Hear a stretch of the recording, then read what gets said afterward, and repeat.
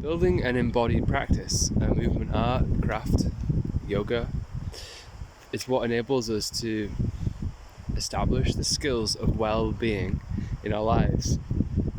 They're multi-dimensional. We can train the skill sets of yoga individually, and especially when we start, that's brilliant. We can follow a program for breathing. We can follow a program for meditation and mental development.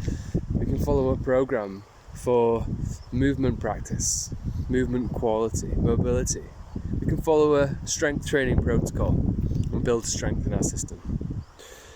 What's the key part of becoming embodied is the practice, the craft of movement, of embodiment. And what happens is, as we train, is it unifies and brings together these skill sets, these multidimensional processes of breathing, of meditation, of learning to let go, of movement, of awareness, of strength, nervous system recruitment, control, connection, balance, proprioception, integrated in this kind of expression and this cultivation of the body's movement potential. And what happens is we start to develop these skills of feeling well and understanding in the body at an embodied level how to feel well, and that deeper than that we're actually activating the body's natural healing capacity, the natural regenerative power and healing power of the body. So we start to trust life again. We start to trust ourselves again. We start to see how the practice changes and transforms us. And then all of a sudden what emerges is this capacity for leadership. We don't need more information, but we need regulation. We need actually to be well, on a holistic sense well, which is also allowing us to be in the states of mind that enable us to feel gratitude, feel abundance, to move with a generative force, a creative power, as we start to connect to the life of the body and we start to move freely. We sometimes may want to move playfully and working on expressing our art and seeing where it goes. And inspirations can come. States of well-being can arise just spontaneously. We may on certain days want to use our practice for healing. We may feel tired.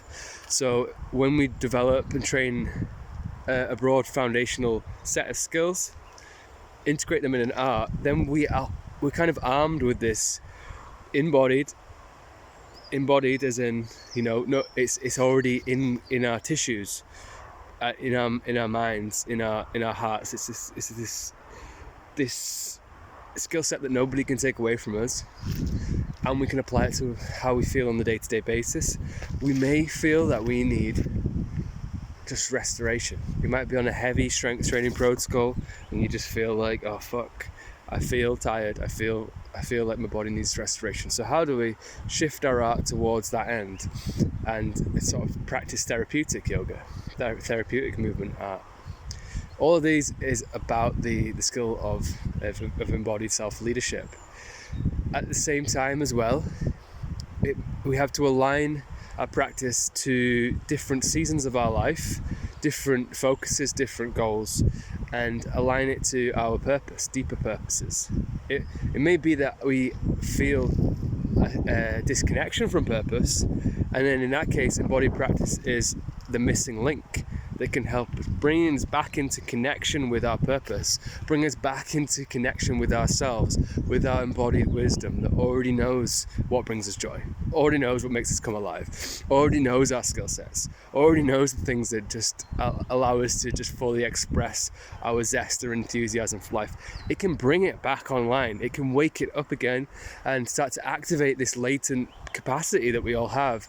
And it's universal. We all have a unique potential, a genius, and it's also completely individual as well at the same time.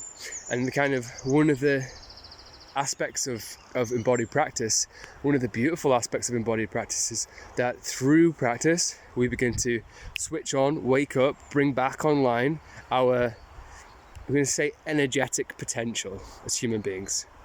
And we start to bring ourselves up to the level of our fullest, healthiest, most functional, vibrant person, the human being. And then from that space, we just are able to be. And then whatever creative inspirations and creative ideas and actions that are aligned to that just can flow naturally and spontaneously.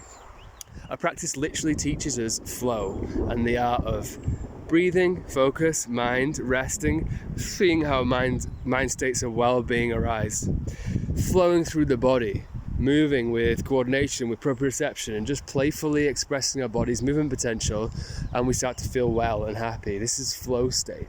So we start to release the goal and this achievement mindset, this focus on of doing and achieving, and simply just being, and that frees up all this energy for us to go forward in life with a state of more ease. And this is why movement practices have been described as the art of effortless expansion.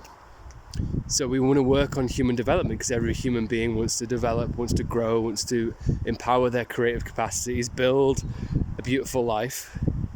And the counterintuitive move here is build an embodied movement art, a craft that helps to grow our energetic potential so that our life transforms as a byproduct of us literally falling in love with the practice of movement, the practice of our embodied healing art or craft.